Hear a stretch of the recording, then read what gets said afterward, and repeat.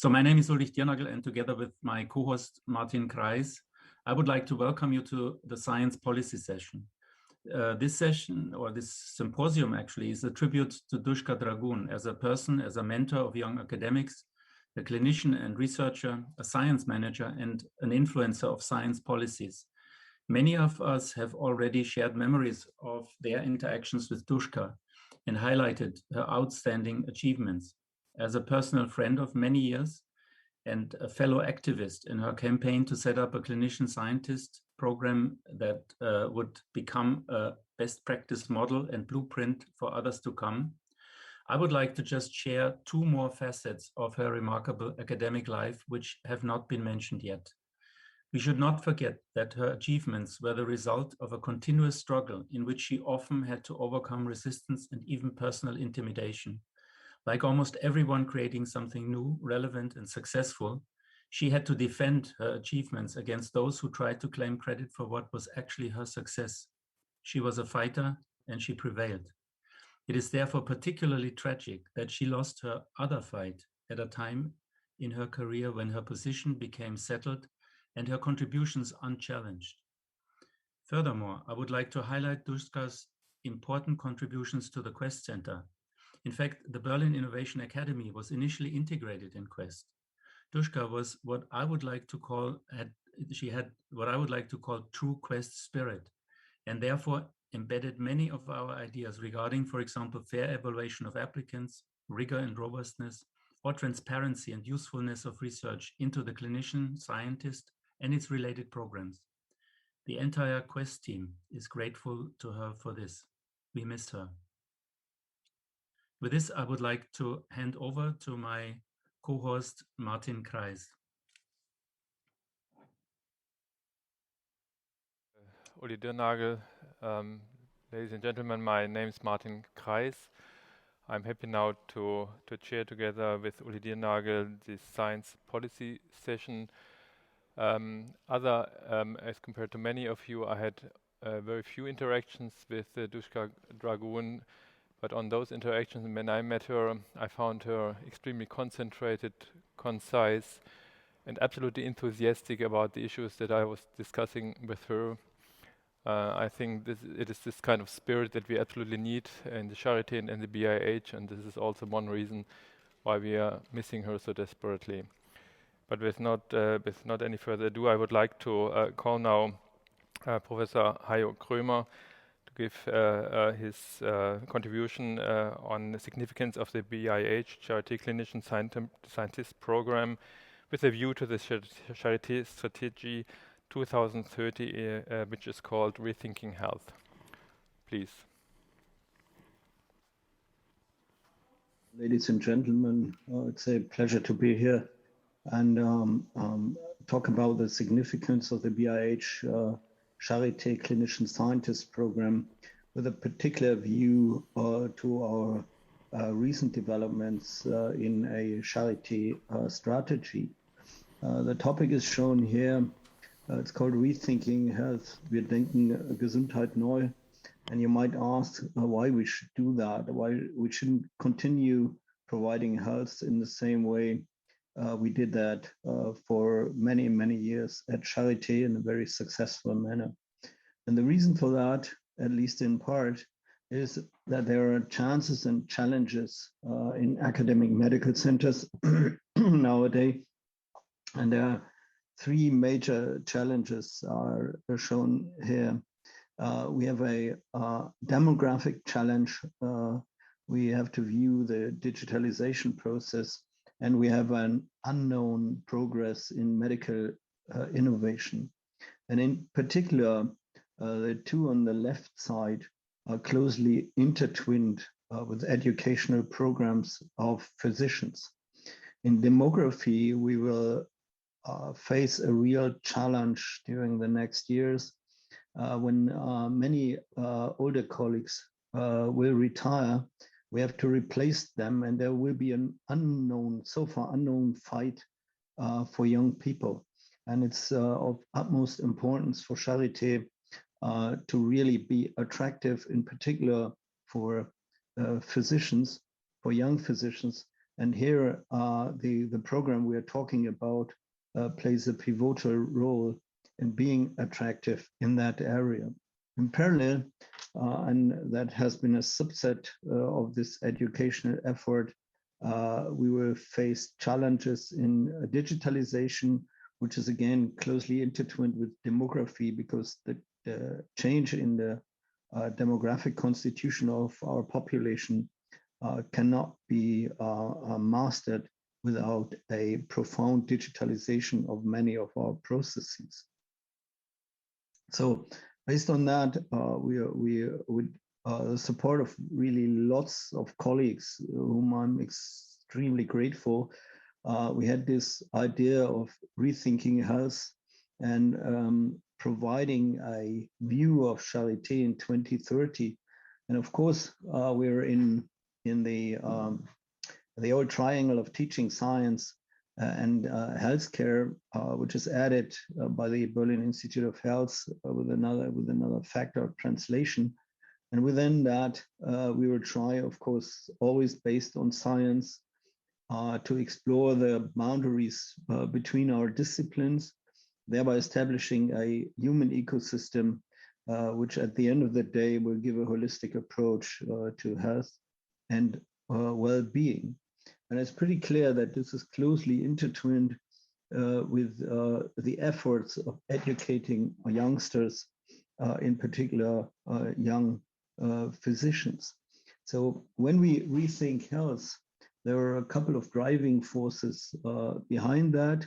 I had these three things mentioned, namely the human ecosystem, the exploring of boundaries, and the science-based, and we will try to integrate these three into an overall strategy. So if you think about 2030, what we are aiming for, what and who we would like to be, I think it's pretty clear that Charité would be a leading institution in training, education, research in translation and healthcare, and should be a driving force for structural and conceptual development of healthcare within and beyond the region here. And it's very, very important that we're in parallel, constantly innovative, and we have to be economically sound. But for reasons readily to understand, the first point is the issue of leading in the areas of training and education. So there are a couple of prerequisites if we want to achieve these objectives.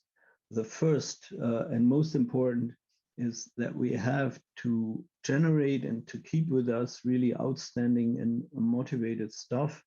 Of course, we have to work on a contemporary infrastructure, and that is a second major goal within the next 10 years.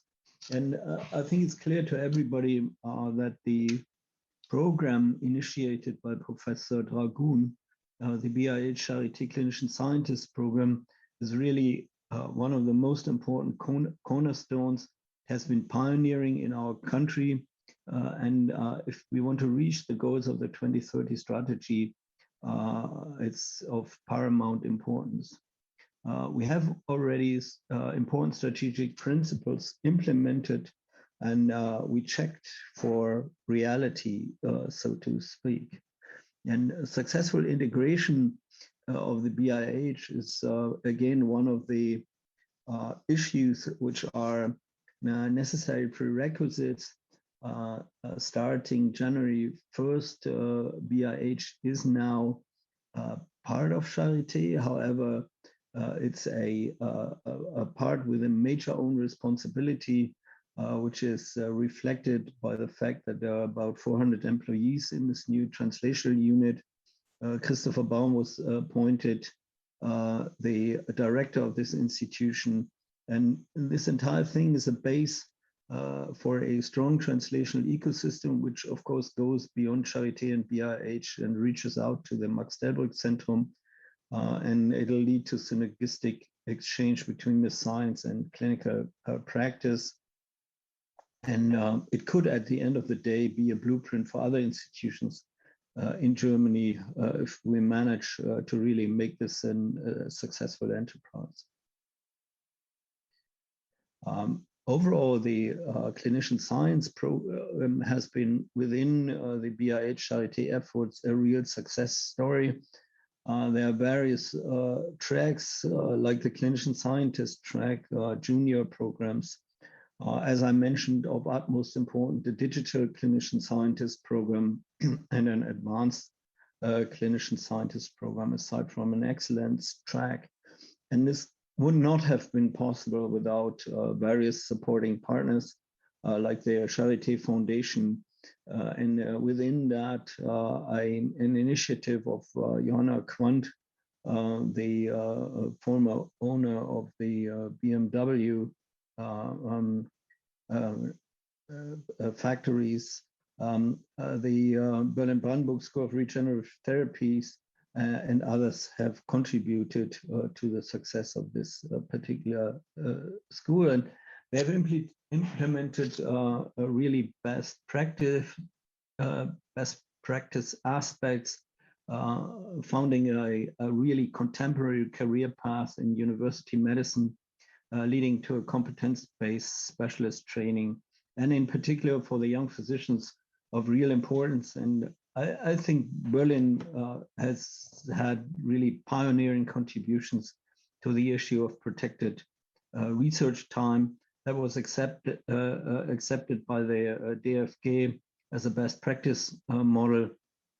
And if you look to the numbers, it started with 8 young people, and today it's the largest in Germany with more than 140 active fellows and 150 alumni. And both the design and the objective quality was in fact pioneering. It was continuously improved, undergoing an extensive evaluation process and a report. I mean, there are various objectives like the expansion of the CSP, the support of medical professionals of the future.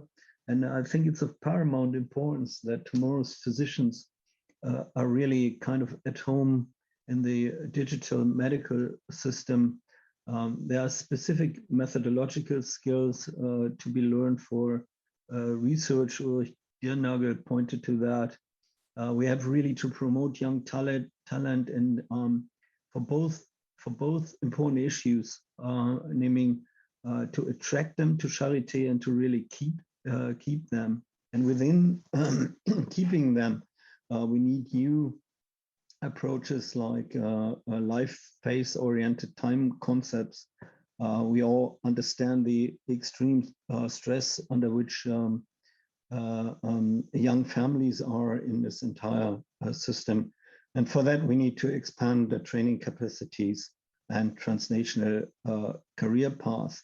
And by all the overall structures, it's, I think, very important to keep in mind that personalization is not only an issue in treatment in medicine, but also an issue in the individual career path, which will be much more differentiated in the future than in the past. So overall, there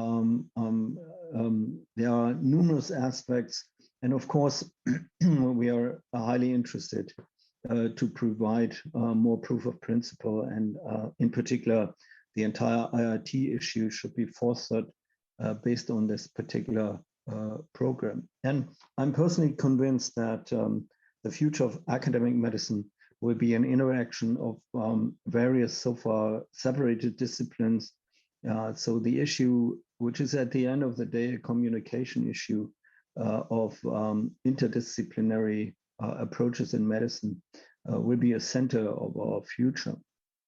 So at the end of the day, we'll come up with a reliable brand for innovations and standards in medicine, and among it, of course, digital medicine. This has been extremely successful. Here's the estimated third-party contributions. And without going into detail, I think you just have to look to the last column from the Deutsche Forschungsgemeinschaft, which is really among the most competitive grants to get. And the success of clinician scientists from Charité here has been really outstanding. Here are the sheer numbers of that. which I mentioned already earlier. There is a photo including Professor Dragun and many colleagues. And there are other really outstanding achievements like Emmy Noether, Heisenberg professorships, and ERC starting grants. And I think it doesn't take a real prediction to predict that these numbers will increase intensely into in the near future. So there are a couple of key messages from this talk, which I think that we really need this central management office. We need, in particular, and this will be an issue Martin Kreis will deal with, attract people from surgery into this entire issue and integrate surgery more into the biomedical aspects. The research needs to be improved and the entire working conditions. I guess if we offer these opportunities, there will be strong networking activities by the youngsters themselves. It's still, in view of the large burden of clinical duties, important that we track the research time, and we would like to have a dedicated number at each of our campus structures on Charité. So overall, we'll have the interplay between translation and medical need. So we really trust the program to develop new ideas and technologies for the use of patients and really integrate diagnosis, therapy, and prediction. And we will have a new focus in the very near future on prevention, and to have a particular physician education program in prevention could be an issue this particular structure might also want to address. So summing up, the CSP is a real success story, and the entire success goes to the credit of Duška Dragun. We had a close interaction in these international programs of the American Association of Academic Medical Centers, and met quite often in these particular meetings. She has really pioneered the entire education issue of our young physicians and has implemented many of these advances, the fruits of which we earn today.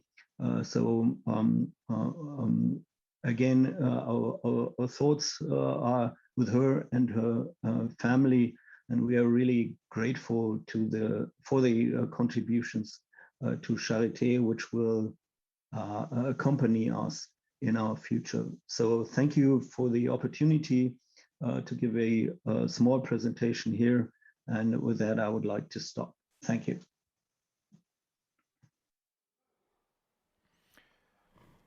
Thanks, Heyo Kroemer, for this wonderful presentation of the Charité strategy to 2030. We are at Charité happy to receive input on your thoughts about the strategy that is also can be downloaded on the Charité homepage. In this session here, we did not prepare for any questions at this point, and this is the reason why I would like to go on to the next speaker, who is Peter Bobbert, who is president of the Berlin Chamber of Physicians in Germany, and by the way, also a former Charité member. He's here on the floor, and please, your talk, Peter Bobbert.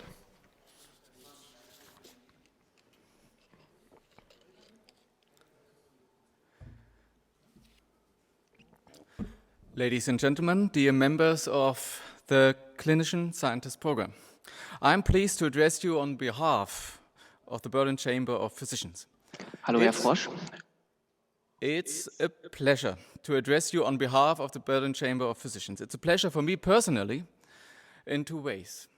First of all, because we at the Berlin Chamber of Physicians are proud that we have been able to accompany and to support this program from the very beginning. Because we are convinced that the interaction of clinical and scientific work is basic for an innovative medicine of the future.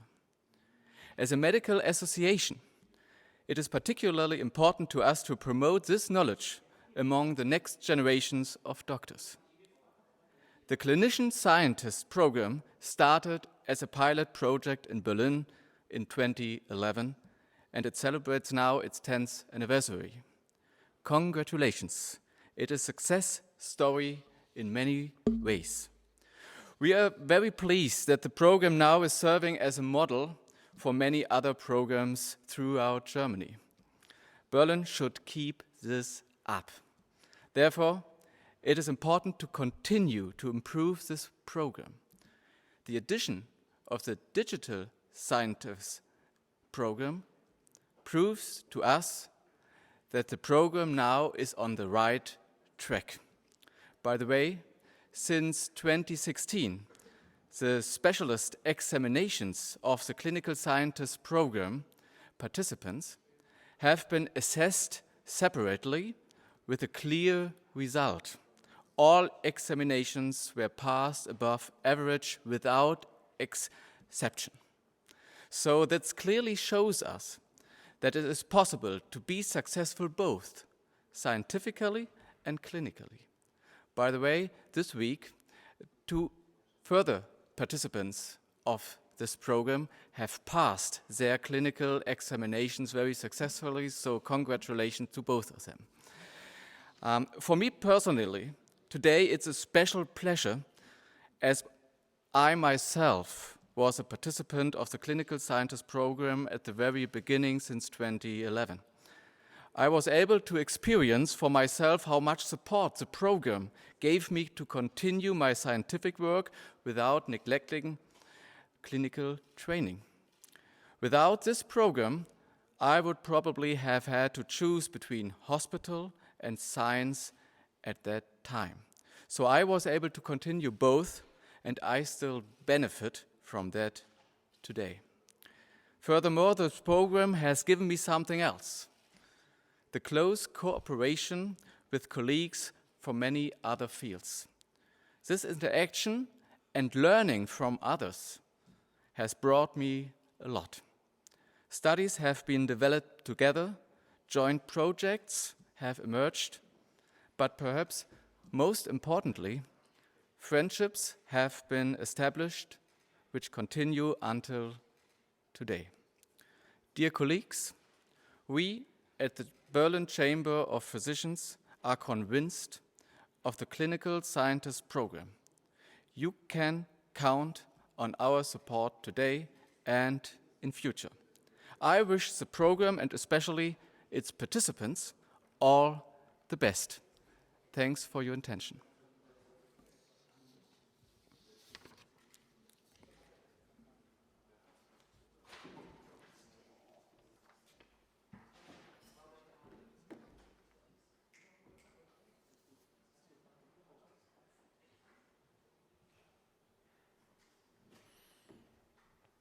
Thanks, Peter Bobbert, for these words. I would like to introduce now to you Professor Matthias Frosch, who is President of the German Association of Medical Faculties and at the same time Dean of the Medical Faculty of Würzburg in Germany. He will give us a talk on the BIH Charité Clinician Scientist program from the perspectives of the German Association of Medical Faculties, abbreviated MFT. He's online. I'm happy that you are with us, Professor Frosch. Please give us your talk. Dear colleagues, ladies and gentlemen, it was with great pleasure that I accepted the invitation to speak to you as President of the German Association of Medical Faculties, the MFT, within the framework of the symposium. And it was also a very personal matter for me to make my own contribution in honor of Professor Dirnagl. For I knew Dirnagl a number of years. I came to appreciate her as both a physician and scientist. Not only did she live for her science, she also fought for supporting conditions for the next generation of physicians in academic medicine, aiming to harmonize working in healthcare with conducting high-level scientific research and thereby creating the freedom needed by the next generation in academic medicine, as much for career development as for the translation of research results into clinical application.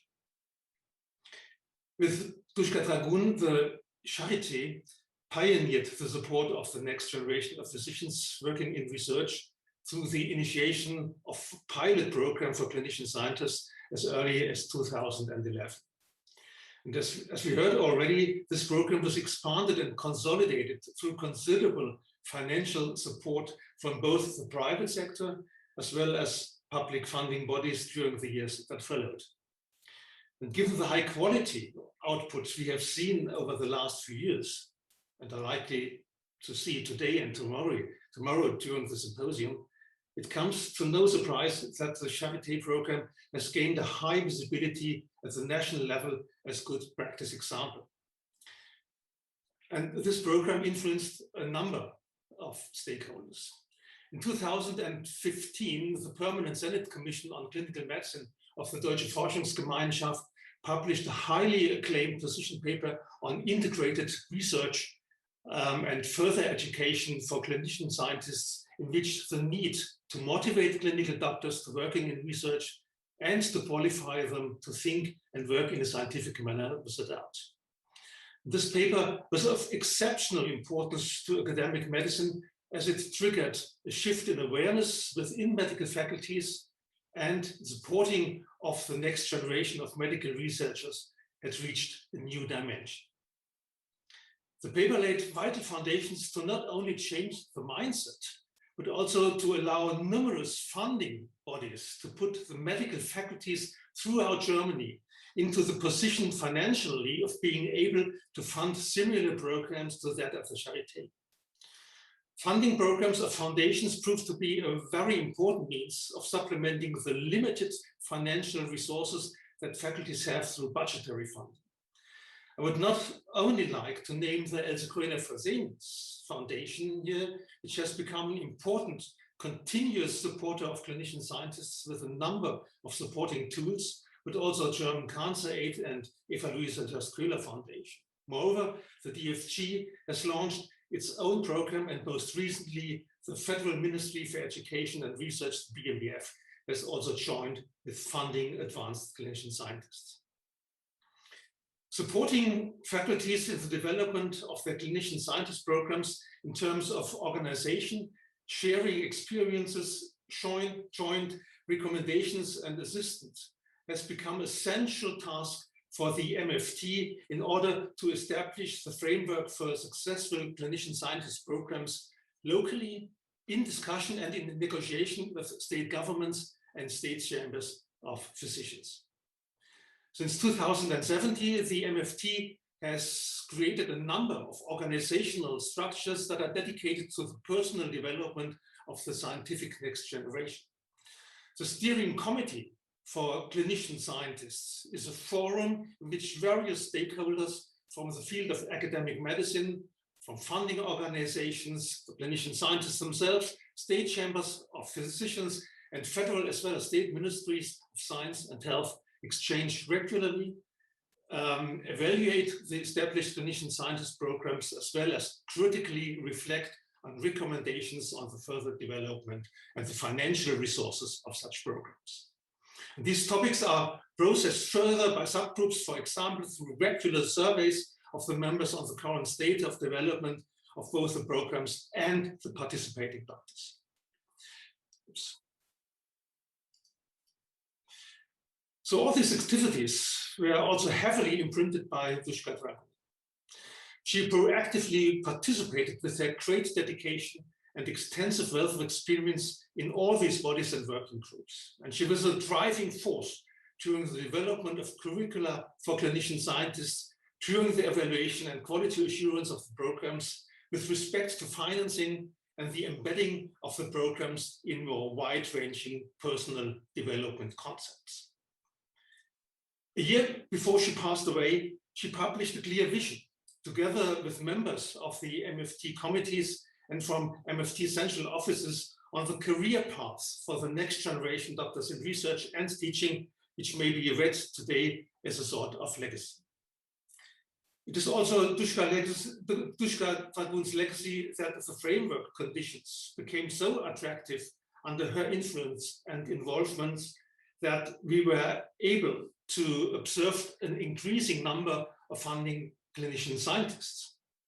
Not only has the number of programs increased continuously over the last few years, with currently 70 programs that are available at nearly every location of university medicine. But it is not only the number of programs, but it is also the number of people funded. Currently, 344 clinician scientists are participating in funded and structured programs. That means that the number of clinician scientists actively involved in the programs has doubled from 2016 to 2020. And with this pace of development in Germany, we are well on the way to achieving the target figure of at least 500 clinician scientists annually. As important the clinician scientist programs are to the support of the next generation of doctors in academic medicine, they only portray a part of personal development. The recruitment of new researchers needs to start with a well-founded introduction into research already during medical studies towards a degree. The new regulations pertaining to the license of practice medicine, the Approbationsordnung, which will be passed in due course, sees this requirement and require the faculties of medicine to provide competency acquisition in the theory and practice of scientific research. The doctorate in medicine also forms an essential foundation towards an academic career for the next generation. And the MFT has clearly positioned itself over the last few years and made significant contributions towards the implementation of structured, high-quality doctorate programs at the faculties. The medical faculties also have a wide range of funding opportunities during an early phase of clinical qualification and continuing medical education before the clinician scientist program come into effect. It is also clear to the MFT that the personal development concepts are not concluded with a single program, but have to be embedded in a string of subsequent and individually adaptable instruments and opportunities to lead up to a final academic position. A number of faculties have already developed such advanced clinician scientists programs or are offering long-term career perspectives by tenure-track programs, some with financial support by the BMBF, some by other means. Dushka Dragun was also significantly involved in both the discussion and conception of the advanced clinician scientist programs and in the development of career development aspects. Beyond the program, she was even more interested in the clinician scientists themselves, caring for their individual career development and well-being. So her interest was very much in measuring the long-term outcome of the participants in the program and making this key indicator to measuring program performance. With her clear and caring view, both on the individual researchers as well as supporting programs and structures, she has rendered a lasting service, which with deep gratefulness, the faculties of medicine and the MFT will not forget. Thank you for your attention.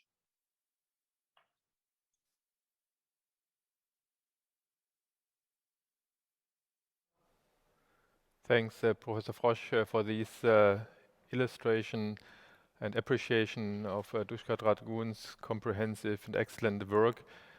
I would like now to hand over the moderation to Ulrich Dirnagl, who will moderate the next sessions.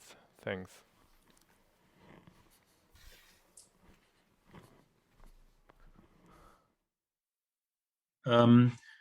We are now moving to, I think, a much anticipated talk. I mean, we have heard so much about the Clinician Scientists program, so I'm quite sure that everyone is curious to learn about the results of a structured evaluation of this program. An evaluation that was done by the DZHW, the German Center for Higher Education Research and Science Studies in Berlin, under the directorship of Martin Reinhart, who is also the director of the Robert Merton Center at the Humboldt University, by Barbara Hendriks, a researcher at the DZHW. Nico Riedel of the Quest Center assisted in this evaluation. I believe that Martin Reinhart will kick off this talk. So Martin, please. Okay, thank you, Uli. It may seem obvious to many that a program such as the BIH Charité Clinician Scientist program must be evaluated. We mostly treat program evaluations as an of course, and in the present case, the 10-year anniversary could be enough as a justification to evaluate. We would like, however, to spend a couple of minutes at the beginning of this presentation to think about the why of such an evaluation. This is not because we as social scientists tend to make things unnecessarily complicated when they may seem obvious. It's because we think the why relates to the how of the evaluation, and because we think the situation here was extraordinary, which should be acknowledged. The literature on evaluation suggests at least 6 different functions that are frequently present as the why of an evaluation. Evaluations have a knowledge function in that they provide information, for instance, about the efficiency or effectiveness of a program. They have a control function in that they ensure compliance with goals and procedures. They have a dialogue function in that they stimulate communication, often for self-understanding. They have a legitimation function in that they provide accountability. They have an evidence function in that they provide data for meta-analysis that can help in evidence-based decision-making. And they have a public function in that they anchor reputation in information. While most evaluations address more than one of these functions, our initial meetings with Duška Dragun and Nathalie Huber made it clear this was a special situation. We felt that their primary interest was in extending their already extensive knowledge about the program to get a more comprehensive view on what works well and what could be further improved. What we thought we could provide from the outside were methods from social science research to gather additional data and information about the program reliably. Most importantly, we were able to interview the stakeholders of the program because we were already familiar with much of the context at the Charité from earlier collaborations with the BIH and the Quest Center. And as external researchers who had no stake in the outcome, we could offer the interviewees complete anonymity. As a result, we made the experience that the fellows, the alumni, and the mentors of the program, as well as the stakeholders from the management level, were not just very generous with their time for filling out surveys and sitting down for interviews, they also proved to be very open and reflective about how they felt about the program, both positive and critical.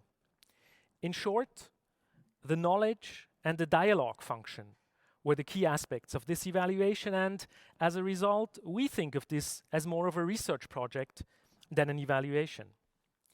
Throughout the project, we used qualitative and quantitative methods to give stakeholders, and especially the fellows, the opportunity to articulate where they saw challenges and opportunities. We use this information as a feedback mechanism to talk to those at the management level and to find measures that met both the views of the fellows and the goals of the program. As such, the approach was decidedly formative and bottom-up. For this to work, the cooperation and engagement by those we interviewed, and especially by those who run and manage the program, is crucial. And we would like to take this opportunity to wholeheartedly thank those that participated, and especially Nathalie Huber, Rüdiger Hesse, Angelika Kosch, Ivan May, and Nico Riedel. While Barbara Hendriks will now take over to give you a detailed picture of the results, which you can also find in our report that is published on the BIH website, I would like to leave you with something to keep in mind in what follows.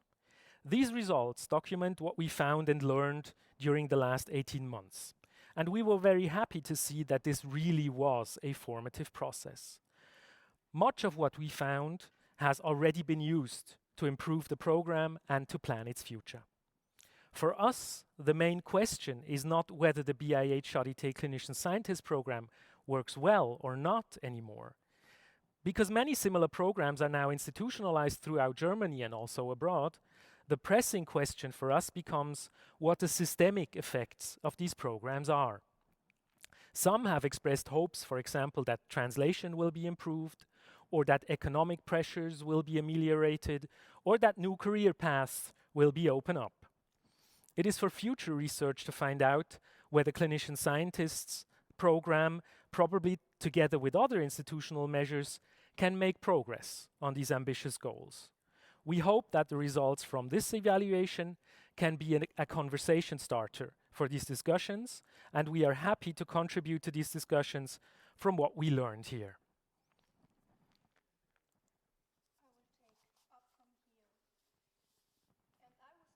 With a short method description and then report some of our findings that might be of interest for this audience. We used a mixed method approach and combined qualitative and quantitative methods to gather both more general but also in-depth perspectives about the clinician scientist program and its effects. With the help of interviews, we were able to analyze more in-depth perspectives that reflected the complex reality of individual situations in the clinician scientist program, and with survey instruments, we gained a broader perspective about the program structure. Our empirical field phase lasted from September 2019 until January 2021. Overall, we interviewed 20 participants, of which were 9 clinician scientists, including alumni fellows, 4 junior clinician scientists, also including alumni, and 7 clinic directors and mentors across different medical fields at the Charité. The interviews were structured by an interview guide to enable comparison between the different perspectives. We further surveyed 90 clinician scientists and junior clinician scientists with the help of an online survey, and we invited all clinician scientists to the survey who entered the program between 2013 and 2019, meaning that we also had alumni included. In order to control effects of the clinician scientist program, we surveyed a control group. The control group consists of habilitating and habilitated physicians at the Charité. We further defined 2 subgroups of that control group to study different degrees of formalization of research and therefore to better determine, but also to better understand differences between non-funded research, funded research, and funded and structured research as we find in the clinician scientist program. These 2 subgroups are defined as Charité habilitation with leave, including all habilitating and habilitated physicians with paid research leave, and Charité habilitation without leave, including habilitating and habilitated physicians without paid research leave. We surveyed physicians who began their habilitation between 1992 and 2019, and despite of some minor exceptions, the surveyed groups are similar concerning age and gender. Now, what did we find? First of all, we find a unique picture representing the clinician scientists at the Charité.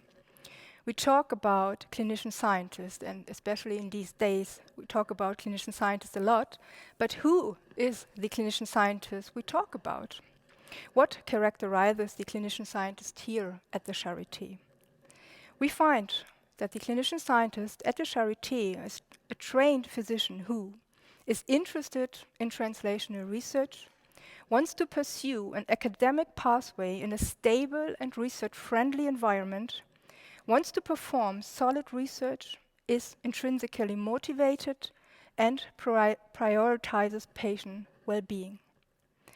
These characteristics form the spectrum of expectations in regard to the clinician scientist program and are subject to all evaluations made in the evaluation.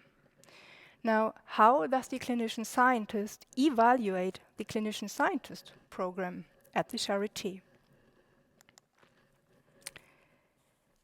More than 80% of the surveyed clinician scientists are either rather or very satisfied with the clinician scientist program. The majority of respondents are obviously satisfied. Nonetheless, there is a small group who is rather or very dissatisfied. And now we will have a deeper look at both mechanisms, those mechanisms that cause satisfaction and those mechanisms that cause dissatisfaction. So the overall questions here are, what are the achievements and also benefits of the clinician scientist program, and what are current challenges to overcome? I would like, with the really easy part here, the benefits of that program from the viewpoints of the participants. And we find that the clinician scientist program at the Charité offers protected space for structured research, which is highly important. It offers the possibility to do solid research, not only on-the-site research. It brings research back into the clinic.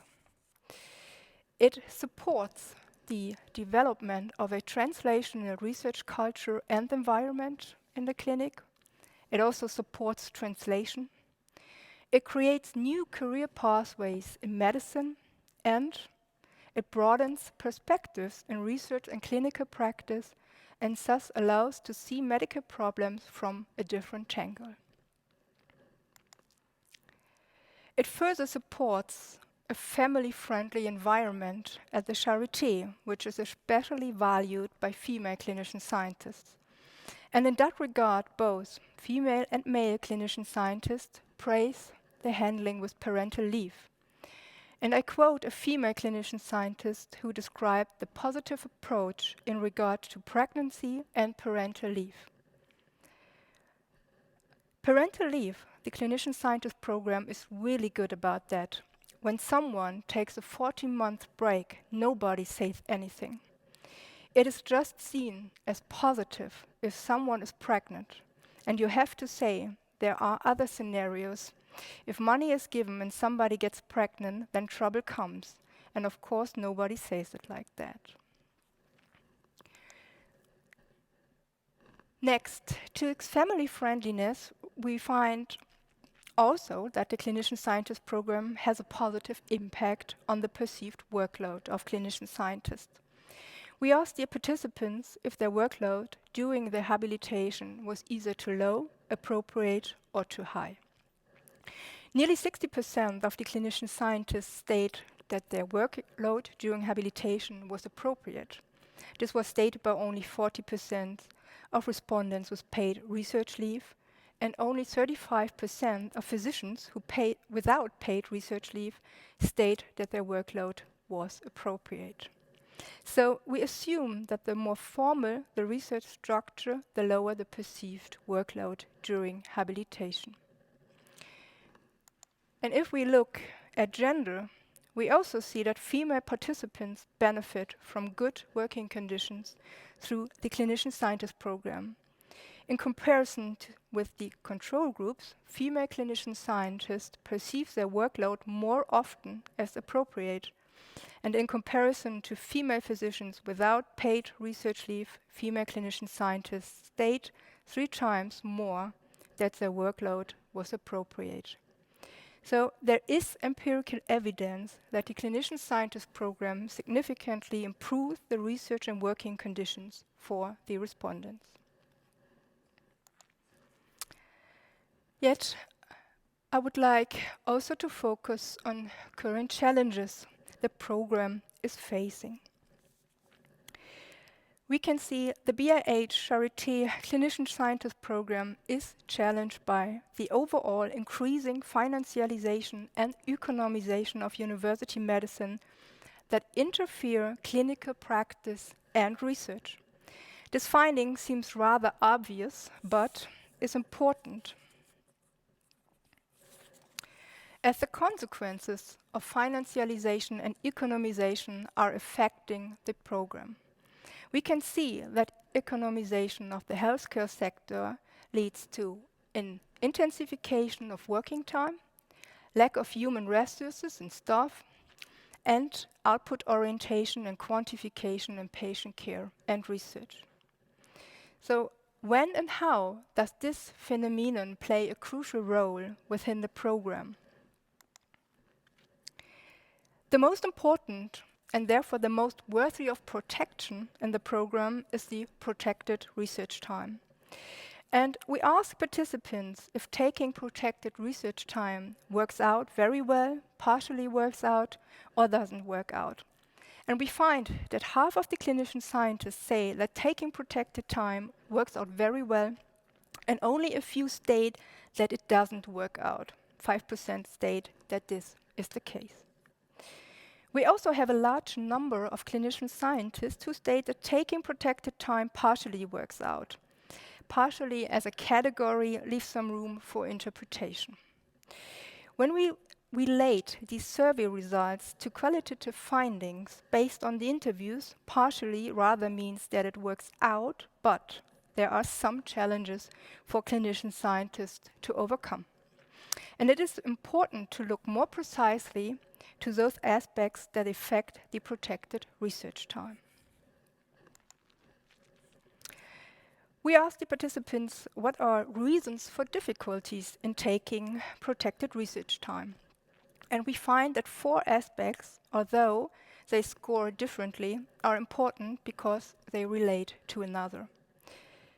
The first 2 important reasons are patient care takes more time than it should, and that there is acute understaffing. The third important aspect is that administrational tasks take a lot of resources, and this is especially relevant for the junior fellows because they have less research time, and research administration does not proceed proportional to the protected research time. The third important aspect is the perspective of the supervisor and the question if the clinic director puts emphasis on patient care. We need to reflect on these results in light of the fact that there is an interdependency between research and clinical practice, and this is important in a university hospital. I quote a clinic director who puts equally emphasis on research and patient care. She states, there are always situations in a clinic where I don't know, chickenpox epidemic in some kindergarten or norovirus here, where suddenly there are absolute bottlenecks and you think everything is going to collapse. And you have to say that it depends on the team. And if clinician scientists say, I will postpone my research time, I'm in the clinic now, that's no problem at all. So they appear in this clinic as a community, if you want to call it that, with a high level of social competence and commitment. So these are clearly dedicated, really committed employees. A certain flexibility in dealing with protected research time, for example in case of acute emergencies, is needed and overall quite accepted by clinic directors and clinician scientists, and is not considered problematic. Why? Because clinician scientists are doctors and they feel they have an ethical responsibility towards their patient. This is grounded in their profession. I quote, your first obligation is to be a good doctor because you have a responsibility to people. Now, when does this interdependence between clinic and research become problematic for clinician scientists? Where is the turning point? This flexibility is perceived as problematic when these acute situations become a permanent and or persistent condition, and or research is interfered in the vulnerable phase. For example, experiments have to be stopped because of clinical duties.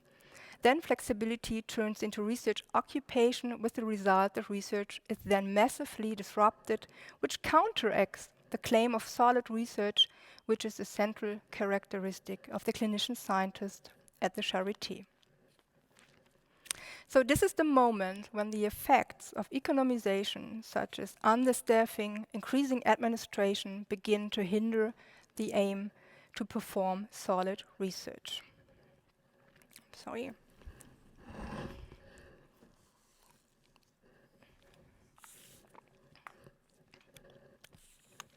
So, how to protect research better from these disruptions?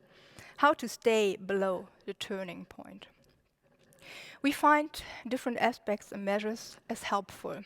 First of all, the role of supervisors, and in what way the supervisor is committed to research and to the clinician scientist program.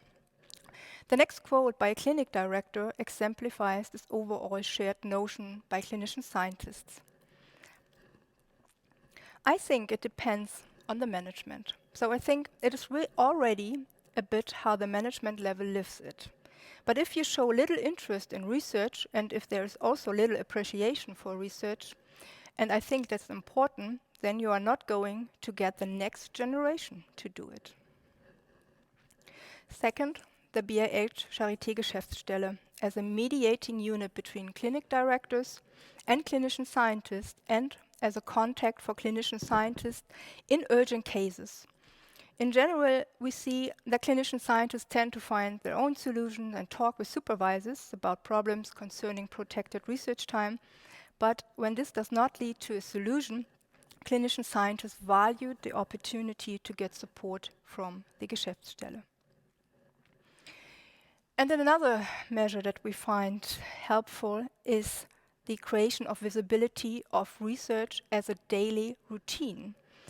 Research output is highly visible, for example, in publication numbers, third-party funding, and so on.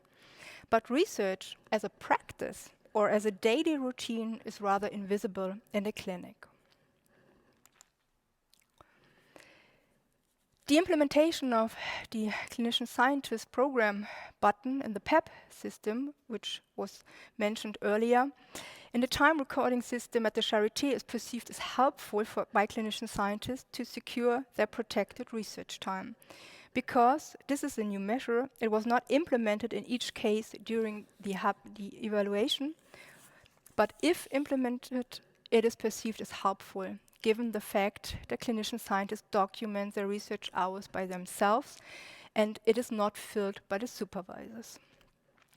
It makes research, which tends to be invisible in everyday clinical practice, visible, and it creates a legitimate basis of argumentation for clinician scientists to claim their research time from third parties, for example, the clinic directors. And the flexibility of research, which is important in emergency situations, is maintained. Now, in the end of my speech, I want to take up what Reinhart said to the beginning of our presentation. The primary interest of this evaluation was to extend the already extensive knowledge about the program to get a more comprehensive view on what works well and what could be further improved. Ulrich Dirnagl's goal, however, was not only to further improve the clinician scientist program, but to ensure that the idea of bringing research back into the clinic could be practiced by clinician scientists with joy. And the premise for that lies in good working and research conditions, which the clinician scientist program supports. The BIH Charité Clinician Scientist Program is a large, complex, and highly diverse program integrating different types of clinician scientists, research areas, and medical fields and clinics. Thus, there is no one-size-fits-all solution in regard to the perceived challenges. But we might conclude that in order to develop the clinician scientist program even further, it is important to integrate the management level who is participating in the program, because they hold a key position for the implementation of the program structures in the clinic. For a successful integration, a professionalized Geschäftsstelle is also important, which coordinates the communication between different parties, such as the clinic directors, supervisors, the executive board, research mentors, and clinician scientists about the experienced barriers and hurdles in day-to-day practice.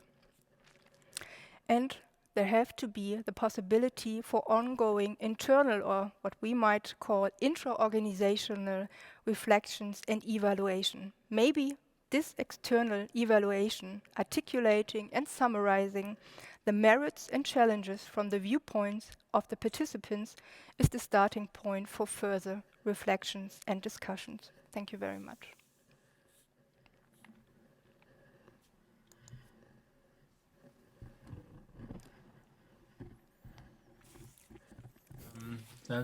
That's a very important study, I guess, and so I'm not sure about the discussion right now because I'm looking at the Slido, and I haven't seen a question coming in. So you are very well in time.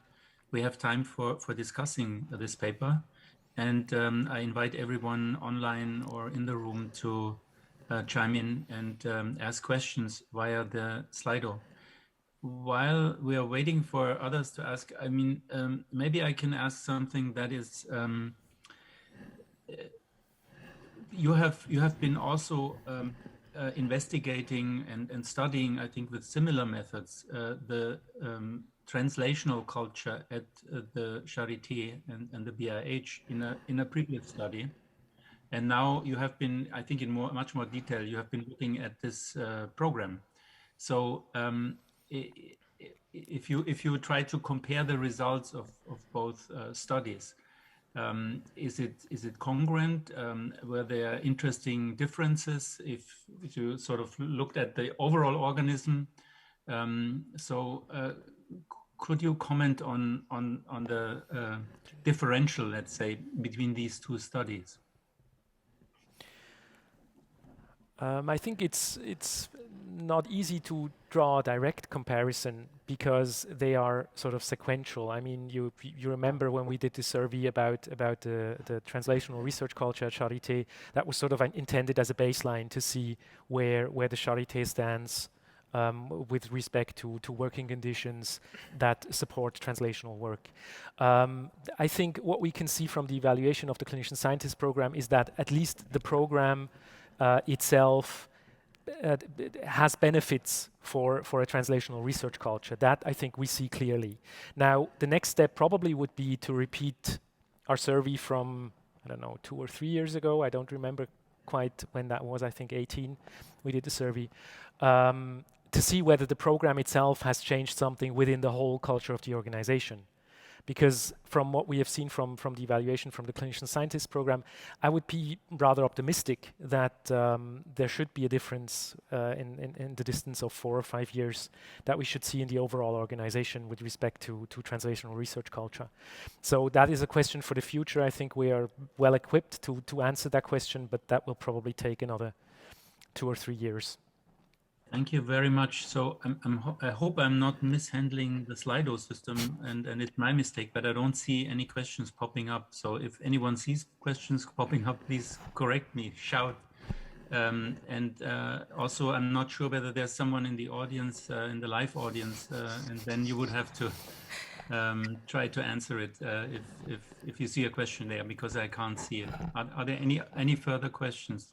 We're very well in time. We would have time to continue the discussion. I don't know whether I'm on screen or whether I can be heard, but I have a question here from the audience. Perfect. Okay, I assume that okay, now I'm also in the picture. Great. Well, thanks for this very interesting presentation and talk on the evaluation. I think it shows what a great work was done and how well this program works. I would like, when I'm in these committees to choose applicants, I see that there's excellent research and that we have very good tools to look at the research, evaluate this. I would like to draw your attention to the fact that it's a clinician scientist program. There's also the word clinician inside, and I'm wondering, how are you going to evaluate in the long run, maybe, or maybe you did already, the clinical part of it? Because I think it's also important that those people who are kind of get out of this program, that they are also good clinicians, that they are good in patient care, and not only very good scientists. So I wonder whether we have a really good balance in this program and how you're going to evaluate this, as these are two aspects which are really vital that we will be successful with this program in the long run. So I think you touch upon the probably most pressing question that has been propping up over the years and the 18 months when we did this evaluation. Not just with the fellows themselves, because the fellows themselves would like to sort of have templates of career pathways that relate to this type of program, because there's not that many out there that can serve as a guideline. And that is not something that an individual clinician scientist program can develop alone. So this is sort of a systemic issue. So how do possible careers, possible positions in the future look like in the clinic, in research, in administration, that benefit from somebody having been part of a clinician scientist program, is, I would say, the most pressing question for science policy in this area. And I think the only thing we can say from our point of view. Ich muss jetzt kurz, sorry, I have to intervene a little bit because we missed one speaker. You can't see him. He's also on the floor, Nico, right, who will also give his contribution. So we will put that in before we move on to the next talk after that. So please go ahead with your talk, please. Yeah, okay, thank you.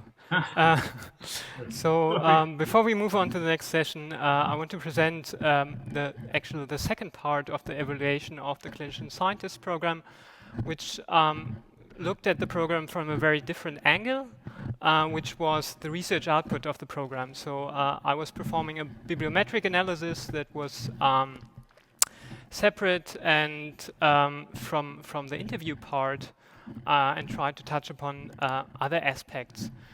So the idea of this part of the analysis was to give a broad overview over different publication-based metrics from the output, the research output, the publications and other outputs from the CSP fellows.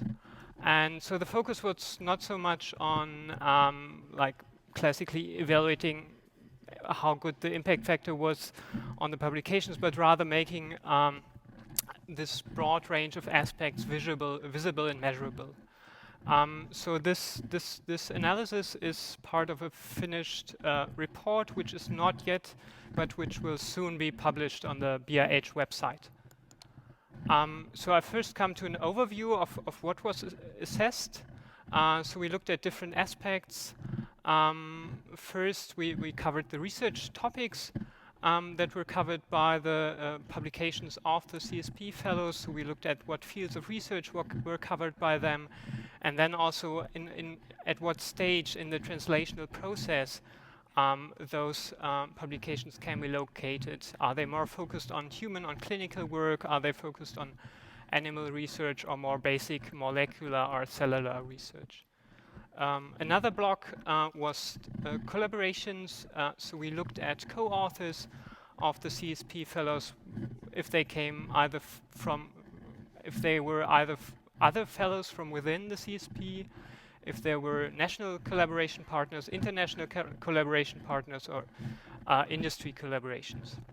And then we also looked at some citation-based metrics, the relative citation ratio, which just quantifies how much the publication was cited relative to other publications from the same field and a similar age, and the NIH percentile, which is also based on this relative citation ratio.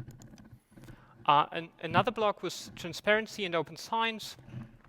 So here we looked at open access status of publications, and we looked at open sharing of research data and research code together with the publications. And then as a final block, we looked at alternative research outputs, preprints, proceedings, book chapters, conference posters, and presentations and patents. So the analysis was split into two blocks. In the first block, the entire CSP cohort was evaluated. So the CSP fellows starting from 2013 and 19, those were 110 persons, and the junior CSP from 2015 to 19, which were 66 fellows. And then in the second part, we, analogously to the interview and survey study, we also did a comparison with a control group of researchers with habilitation. So we looked at CSP fellows that have a habilitation, 52 at the time of the analysis, and other Charité researchers that also had their habilitation, which were 351. Briefly a bit on the methods behind that. So the main data source for this was Dimensions, a large commercial publication database which provides a lot of the information used here, and then additionally Eyesight, NIH database, which was used for some other metrics. So how were the publications identified for the CSP fellows? For this, an internal Dimensions researcher ID was used, so the database just assigns every researcher that publishes automatically an ID, and those had to be identified once manually using name and affiliation, but then the other outputs could be automatically retrieved. So the time frame for the publication search was for the entire cohort was the duration of in which the fellows were part of the program plus 3 more years afterwards, to account for research that or to account for publications that came out later but are based on the research during the program. For the habilitation cohorts, we used a slightly different time frame. Here we looked at 3 years before and after the start date of the habilitation procedure to kind of standardize the time frame to compare these groups. And the results were usually presented for the entire cohort, usually summarized for each cohort year, so all the publications of all fellows from a year taken together. And for the habilitation cohorts, they were summarized for the entire cohort because the CSP cohort was not large enough to allow for yearly analysis. So now I'm going to present a few aspects of the results of the program.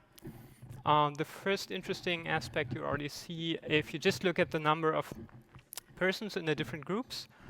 So here you see for the different years the people from CSP and the control group at the beginning of the habilitation process, and just for the most recent years, starting from 2017, actually a large proportion of all habilitations or habilitating persons come from the CSP, which I think is a very strong and good message. The next aspect is the fields of research covered by the CSP fellows. So what you see here, so there are different fields of research that are assigned by the Dimensions database to individual publications. Those are rather broad categories. And what you see here for each cohort year, so all the publications from fellows from this starting year taken together, one sees a profile of the fields of research. And what one sees is that clearly clinical sciences is always very strong, and the strongest category here, but we also see a variety of different categories. We also see some changes over time. For example, oncology was kind of the strongest category in the first year, became a bit less prominent, and became more prominent again in 2019. If one now compares this with the control group, one sees a similar pattern in both groups. Again, we have clinical sciences being the strongest category, but we see some changes or some differences. For example, oncology or genetics is more strongly represented in the CSP, but since there are not so many persons in the CSP cohort, we would expect fluctuations anyway. So overall, one can say the profile is very similar between the two groups. So another aspect of this is the research orientation.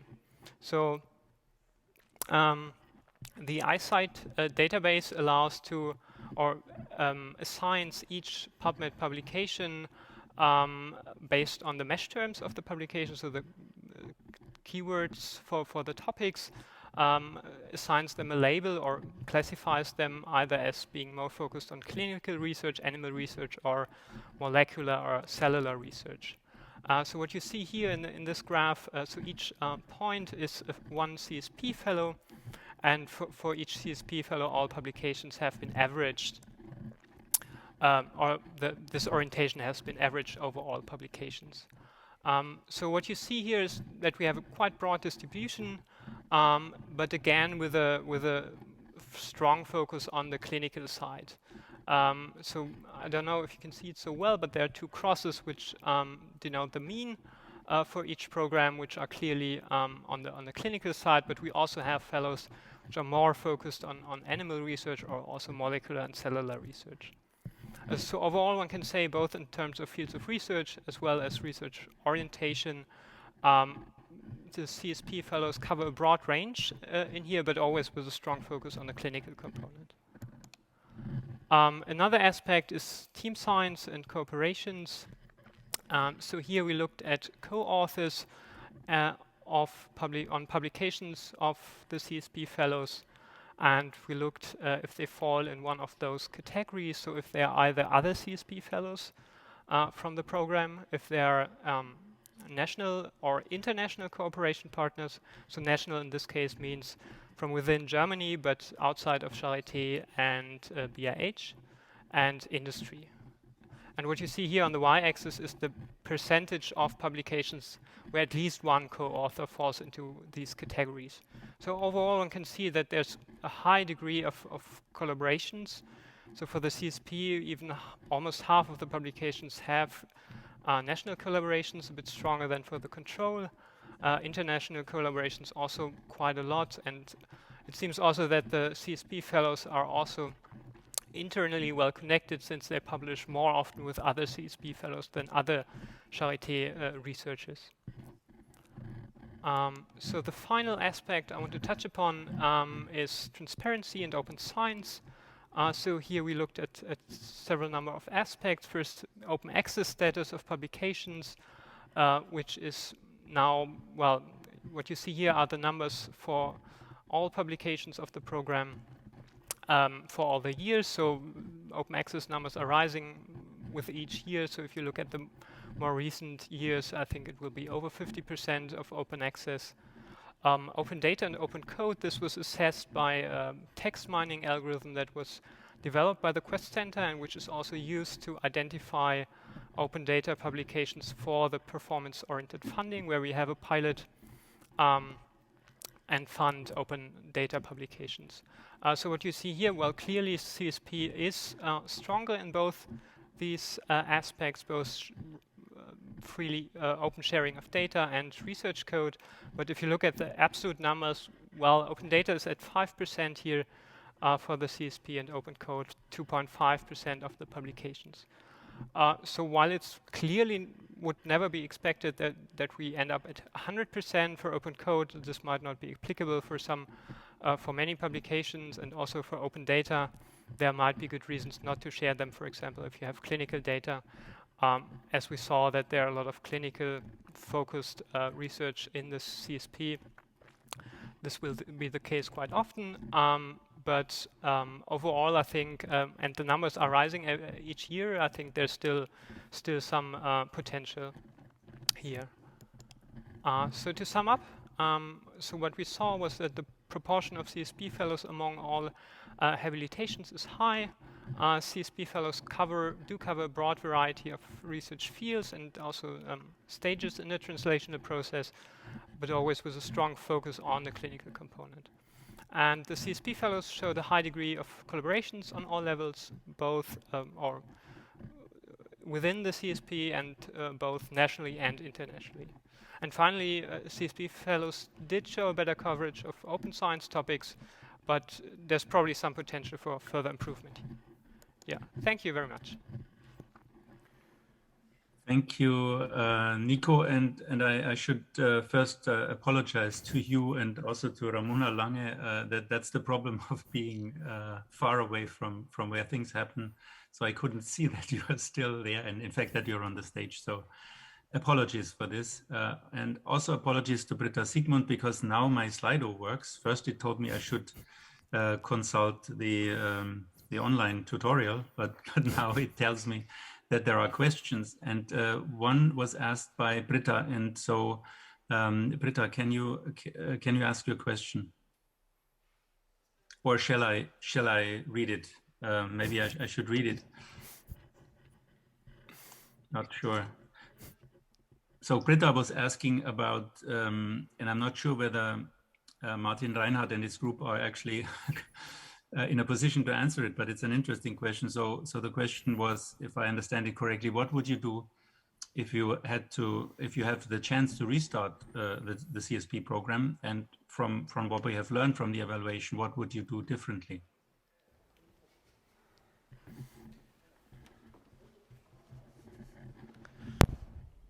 So since I don't have my mic on anymore, I'll answer from here. Well, these are the technical things about this. I tried to give a short answer in the chat, but the chat seems to be reset somewhere, so one can't read everything that was there. At least I couldn't.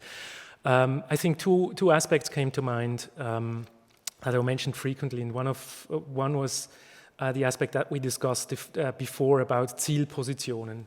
So for further clinician scientist programs, it probably would be sensible to think about organizational measures that would lead to career paths that fit well with fellows from such programs. Because I mean, that's one of the ideas that these programs should lead to, right? To organizational changes that make these types of careers more conventional and more frequent. The other aspect was additional funding for research. One of the things that the fellows frequently asked about was, what if I have additional needs in my research work? For instance, if I need funding to use services from a core facility, for instance. Are there special programs where I can get additional funding? So that would be something that would support, I assume, especially the work of junior clinician scientists in what they want to do. I think these are two aspects that could be thought about for future programs. Thank you very much. And looking at the time, I think we're perfect in time now, and I hope not to make a mistake again now if I now call Ramona Lange, who is going to have a look at the impact, the systemic impact of the program.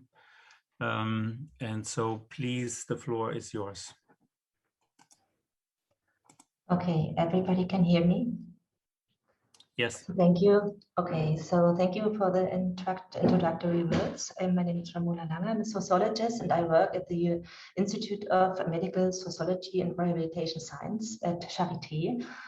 And in line with the title of my presentation, I would like to share with you in the next few minutes some of the empirical results of the study, structural implications of clinician scientist programs at the biomedical research landscape in Germany. The 2020 study was initiated and supported by the Biomedical Innovation Academy, in particular by Duška Dragun. And I remember Duška Dragun as a person who was always open for an interdisciplinary exchange, especially for sociological approaches. And I'm therefore very pleased to have the opportunity to present my results in this setting.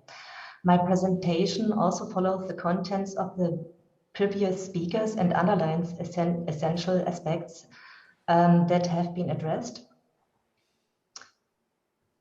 The aim of the study is to identify the measures and the mechanisms of successful structural program implementation and establishment as part of a first systematic review of the structural framework of CSP. The diversity of selected locations of German university medicine will also be eliminated. Accordingly, the study addresses the following explorative questions. The first question, what is the general setup of CSP at the locations? What are the similarities and the differences in the context of structural framework conditions? So the study has shown that CSPs are embedded in very heterogeneous framework conditions and are accordingly confronted with different challenges. These differences require different strategies to deal with location-specific conditions and determine the different design of the programs. More on this later. The second question, what are the key mechanisms and measures as well as strategies for a successful implementation and structurally sustainable establishment of CSP? So the following slides summarize the different challenges and strategies. The study serves to explore the situation in which the CSP find themselves. Relevant topics should be identified and recommendation for further investigations are presented. So it's not a full study. The results presented are the outcome of a total of 9 expert interviews, more specifically interviews with the program directors and coordinators of DFG-funded clinician scientist programs, as well as actors from relevant funding institutions. Now I came to the results. I would like to present and discuss them along relevant strategies and dealing with discovered changes and with the aim of a sustainable establishment of CSP. The relevant strategies can be synthesized along the topics in the figure. And I would first, I would like to address one aspect. The recognition of clinician scientist activities and careers addresses the need for a formal definition of physicians' activity in university medicine on 2 levels. First, a formal definition is intended to reduce barriers at the level of the profession. This addresses the acceptance of clinical scientific activities or dual tracks by the professional associations like Landesärztekammer. This is essential for the attractiveness of clinician scientist programs and therefore a relevant factor influencing the demand for such career programs. Here, the specific issue is the recognition of reduced clinical working time for protected research time in order to avoid major delays in the context of further training to become a specialist, like Barbara and Martin have talked about. On the other hand, recognition at the level of the bureaucratic organization is also a relevant factor. The interview partners emphasize the relevance of a commonly shared definition of the work of physicians in university medicine and its integration in the corresponding regulations. This refers, for example, to the definition of research time or the inclusion of scientific activity in the collective agreements for physicians in the university medicine as a fixed part of the regular working time. I'm sure some of you know the collective agreement of the Charité of October 1st, 2019. In this collective agreement, the employer undertakes to provide physicians with an adequate part for their scientific activities when determining working hours. So last but not least, this is followed by the question of what expert knowledge the clinician scientists have or what unique selling point they possess that is important for the range of tasks of the university hospital. In this context, the relevance of central decision makers was also emphasized by the interviewees. For example, the role of the dean as master of finances, the role of clinic directors as gatekeepers and promoters, here the quotation. I have the impression, as always in life, it's about people who take action, and if the head of a clinic is interested that it works. Furthermore, the relevance of program coordinators or directors as pioneers of the first hours and representatives of CSP and their reputation in the local community and their experience with this kind of funding was underlined.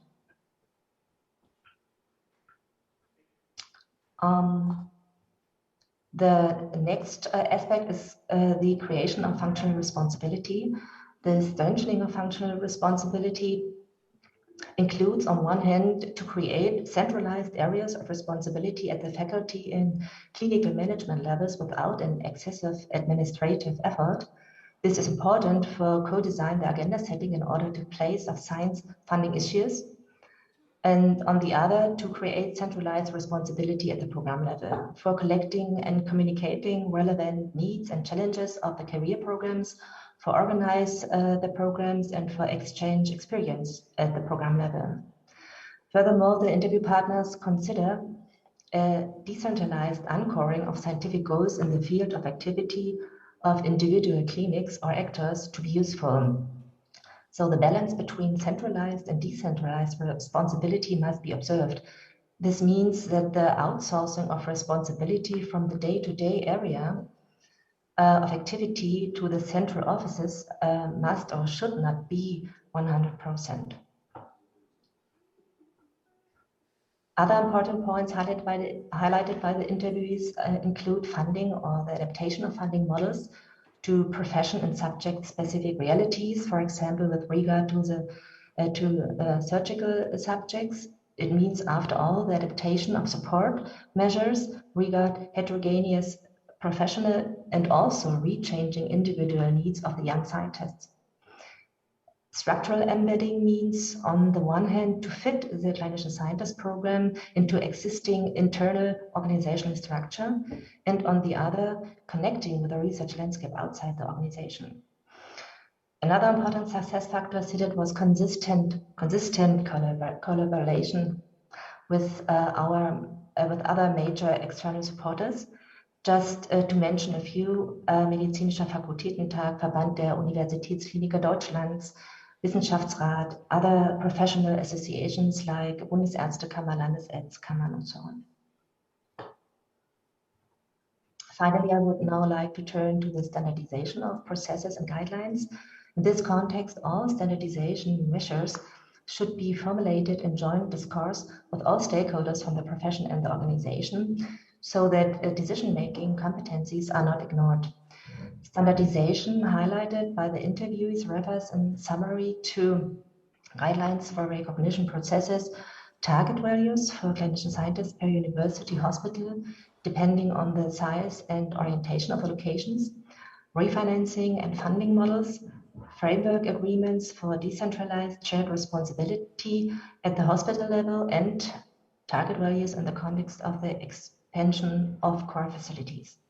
At this point, however, it should be pointed out that when the interviews talk about standardization, they always emphasize the balance between the need for standardization on the one hand and the necessary freedom for individual design of the respective programs on the other. As all of you know, each university has a specific form or peculiarity. So which location specific conditions have an influence on the success or failure of sustainable establishment? What was emphasized by the interviewees? Relevant conditions reflected in the following points, which vary greatly from location to location: the research tradition and focus, the integration to the local research landscape, the local science funding. Here the locations are situated very differently. The interception date. This refers especially to how well known the program is and how it be recommended by the alumni, and what networking has already taken place.